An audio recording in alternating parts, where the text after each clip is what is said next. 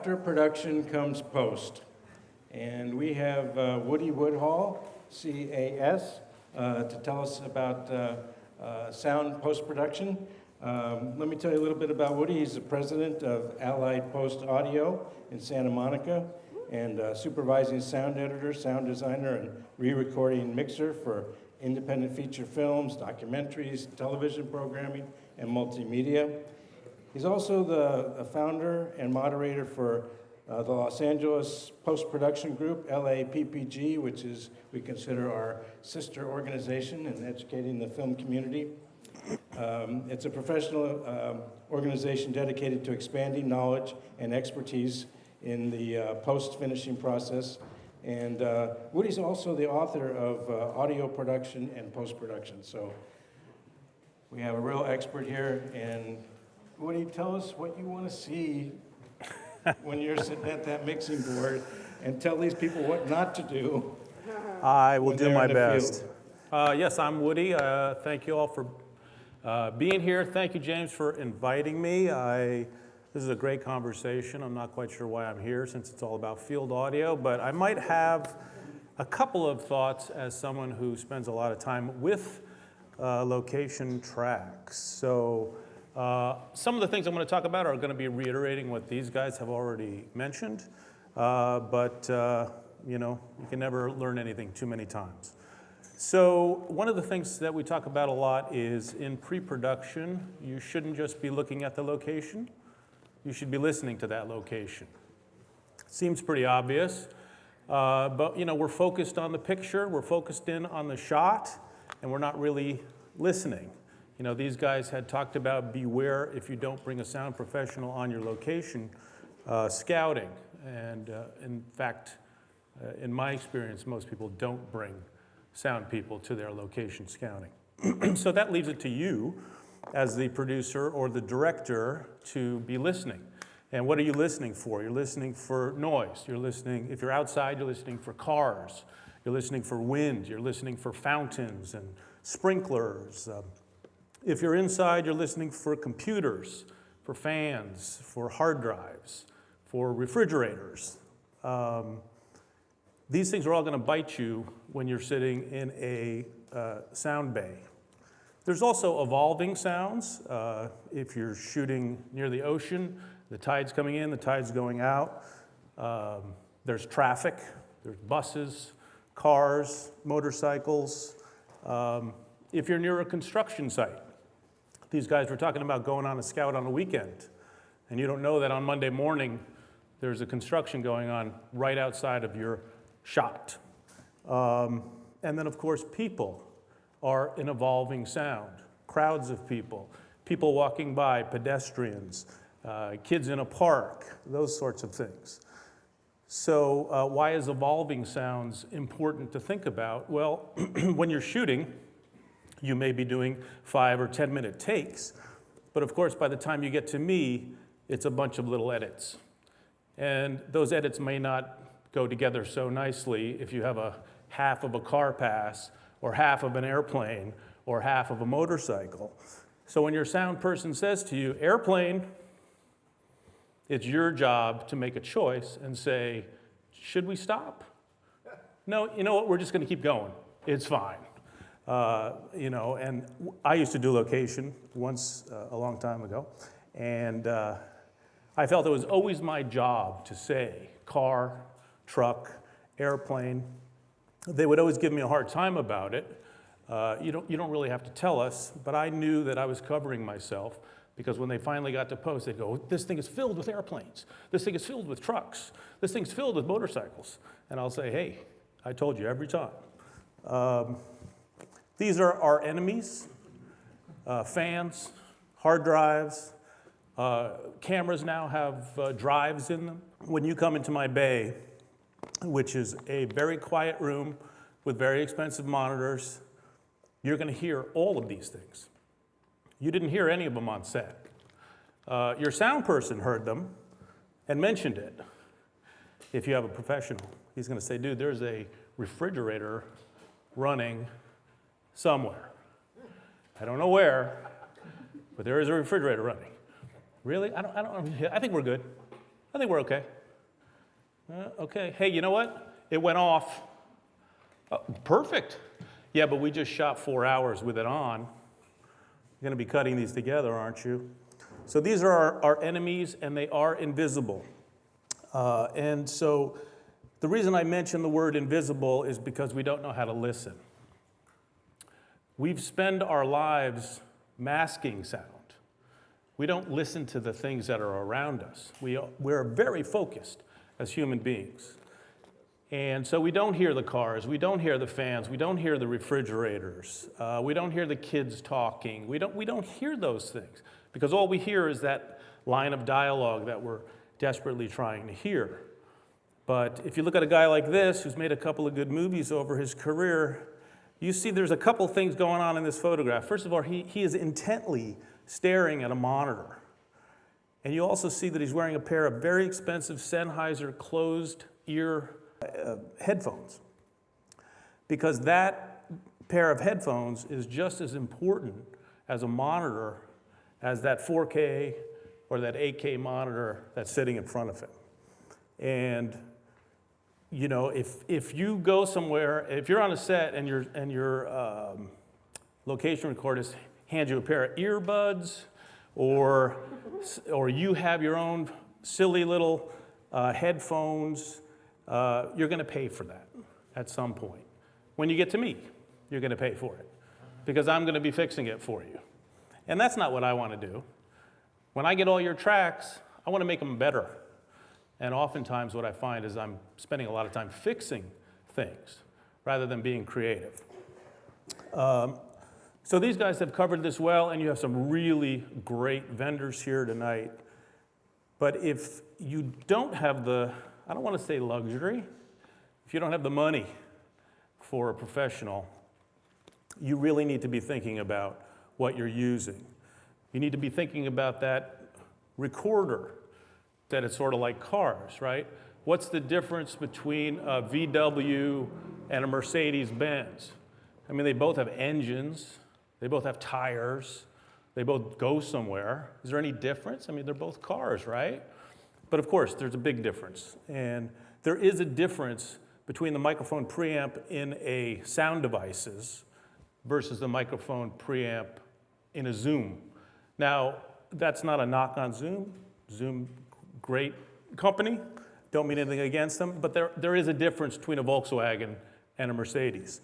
And the same is true with a microphone. A lot of times people will come up to me and say, hey, what's the one mic I should get?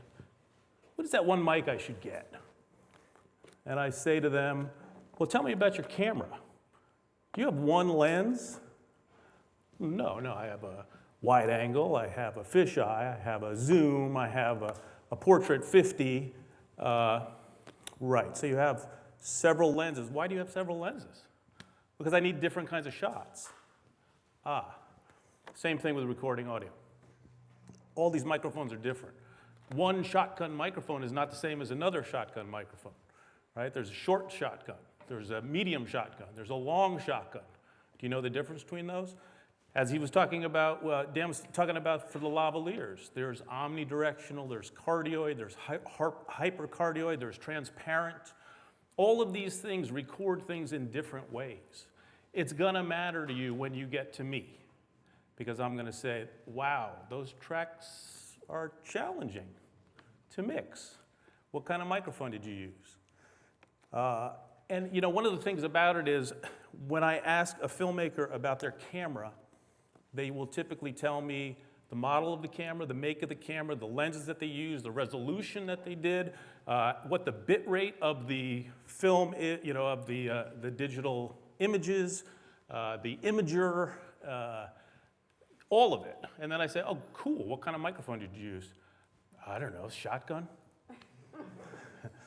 And I'd say, okay, well, I can hear that in these tracks. I once did a feature where in the spotting session, so I'm just playing back the edit in my bay for the director. It was a very noisy show. It needed a lot of attention. All I did was hit play. This is his quick time. I didn't do anything yet. And he said, whoa, stop. What did you do?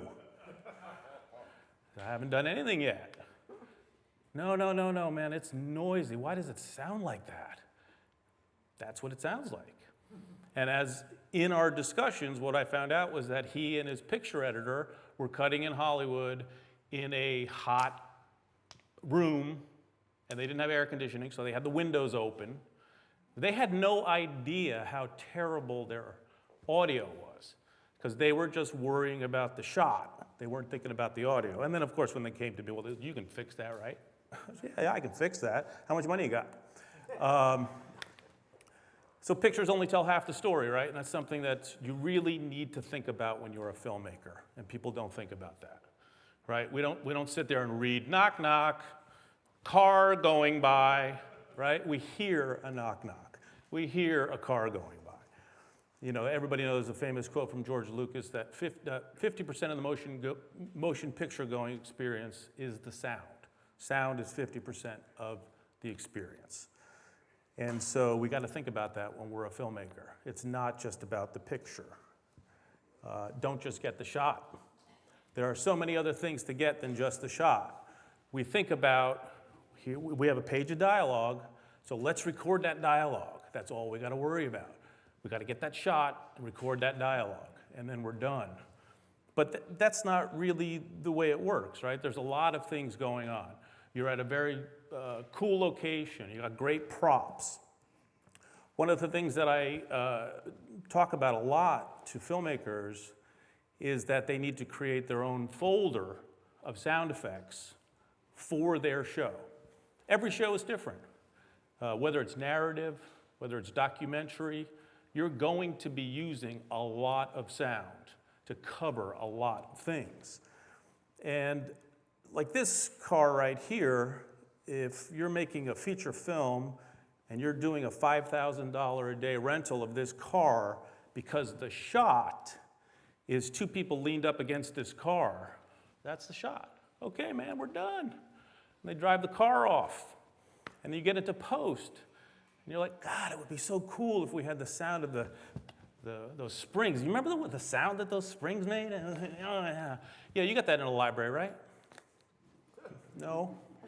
I don't have that car's springs in a library. I don't have that car's door slam in a library. I don't have that car's wheels on gravel in a library. You had it for a day. And I don't need much. You could record 10 minutes of playing business with that car. 10 minutes. I could use that 10 minutes throughout the entire movie. You're never going to say, oh, that's the exact same car door slam. Your brain doesn't think that way, right? But you don't get it. Same thing about groups of people. I can't tell you how many features I've done where they have groups of kids, they have groups of grown-ups, they have groups of high schoolers, whatever. Well, of course, in the scene, everybody's mouthing. Because they want to record the audio, they want to get that shot of that scene. And then I say to them, oh, wow, that's awesome. Where's all the recordings of these kids? Well, we didn't record the kids. I mean, you can do that, right? Well, yeah, I can do that, but why do you want me to do that? Now we got to get kids in here and record all this stuff, and we got to edit it together, and we got to mix it together. You had it right there. So, you know, again, as a producer, as a director, whatever you have to do with this project, you know, you should make a list of things when you're shooting. Hey, we're going to have all those kids. Maybe we should do a half hour of, oh my God, no way, dude, did you see her? Whatever, all kinds of wild lines that you can get, all kinds of group walla that you could get. Even simple stuff of like Foley. They're all coming into the cafeteria. The sounds of all those footsteps, the sounds of everybody sitting down, the sounds of everybody putting their stuff on the table. Can I do that for you later? You bet. One sound at a time. And I've got to cut it, I've got to sync it, I've got to blend it, and find a way to make that all work. When in location, these guys could have done all of what you needed, right? Create your own sound effects folder. You're in some amazing location. and you've shot there for a week, and you say there's something about the way the wind went through the trees, or there's a particular kind of bird that only lives near this island. Oh my God, you've never heard it? You don't have that in a library? I don't know, man. What is the bird? No, I don't have that in a library. You didn't record it? So what happens is we find ourselves digging through the shot and pulling those little bits out to try and create these moments for you, when you could have just spent 5 minutes recording that. If you're doing a documentary film about a chef, and you've spent a day recording this chef, and he's talking the entire time. Oh, and then the way I cut the knives is like this, and then we'll cut the bread. Oh, and then I'm stirring, of course, and I can't pull any of that out because they're talking throughout the entire thing. When you could have spent 5 minutes of them chopping that onion, chopping that garlic, mixing up the pot, frying something in a pan. 5 minutes, 10 minutes, that's all I need. You're never gonna know that chopping that I put in scene 1 is the same chopping I put in scene 5. I can use that stuff over and over and over again, and it's beautifully recorded, and it blends perfectly with those location tracks because they're location tracks. I did a feature with skateboarding, and all the skateboarding sounds had to be either Foleyed later. Foley is the recreation of human sounds in a recording studio, sync to picture, or we would try and pull out the handles from each take or the shot and say, oh, he hit the ground there. I can take that out of that handle and use that. But again, if anybody spent 5 minutes with a skateboarder, all they do is skateboard all day long. So you easily could have just taken a microphone at any point and recorded these guys skateboarding, and then you have a library of skateboarding specific to your project. Room tone, I had a discussion with these guys about room tone. I do have a textbook, as James said. It's used at colleges across the country. It's sort of an audio 101 book. I have a whole chapter dedicated to room tone. Why room tone? People say to me, well, today you can create room tone. You don't even need to record it. There's devices that'll create room tone for you. Absolutely true, and I use those. That does not replace well-recorded room tone from the location. And you should create a library of your room tones. You're in the kitchen, there's the kitchen room tone. There's the family room tone. There's the police station room tone. Every one of these is different. They don't sound different when you're wearing a pair of headphones and you're in a location and there's lights and there's a lot of business. But if you sit in a quiet mixing bay, all of these things are very apparent. And room tone is the glue that I'm going to use to make all your location tracks blend. I'm going to use room tone if you have dialogue replacement. Hope you don't. A lot of times there's dialogue replacement for really no reason other than bad producing, because they didn't bother to wait for the truck. Or I did a film where there was a production issue. I won't go into it too much, but it was an easily fixed production issue, and a whole lot of that movie had to be ADR or dialogue replacement. And when you think about dialogue replacement, you're not just saying a line to sync. You have an actor in a booth who now has to find the emotional quality that he found on the set in sync to this picture that he's looking at, in the same thing. And you don't just do one, you'll do 10. So let's say you have 20 lines that have to be ADR'd for one scene, and you've done 10. Now you have 200 takes that you have to go through with the director. Play me production again. There's no way to save that? Okay, let's go back to ADR. Anyway, if we end up having to use ADR, we're going to use room tone to blend those ADR tracks with the original location recordings. If we have to do Foley, we're going to use room tone. Room tone is not an optional thing. If you work with a professional recordist, he will say to you at some point, we haven't gotten room tone here yet. Can we get room tone? Some producers will say, no, we don't have room, we don't have time to do the room tone. But there's always time to do room tone. 30 seconds room tone, right? 20 seconds room tone. Heck, I'll take 10 seconds. You know, sometimes we just have to pull out the handles and say, what, there's got to be something clean that I can use to blend these tracks together. When you get to me, so I'm going to, not only am I going to take your location audio and I'm going to edit it, hopefully in a nice seamless way, make it sound terrific. Somebody had asked about EQ on set. The reason that mixers on set typically do not EQ is because they're not in the same situation I'm in. I'm in a perfectly quiet room listening to these tracks over very expensive monitor speakers. I could hear things that maybe they can't hear. I can make a change or an adjustment that on set you may not be able to. So if they give me those raw files, I can make use of that.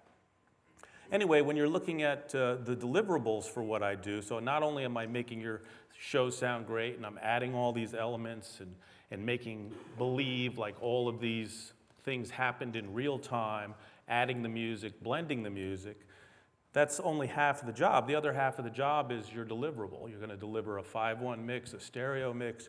You're going to deliver splits of dialogue only, effects only, music and effects only, 5-1, stereo, mono, whatever it is.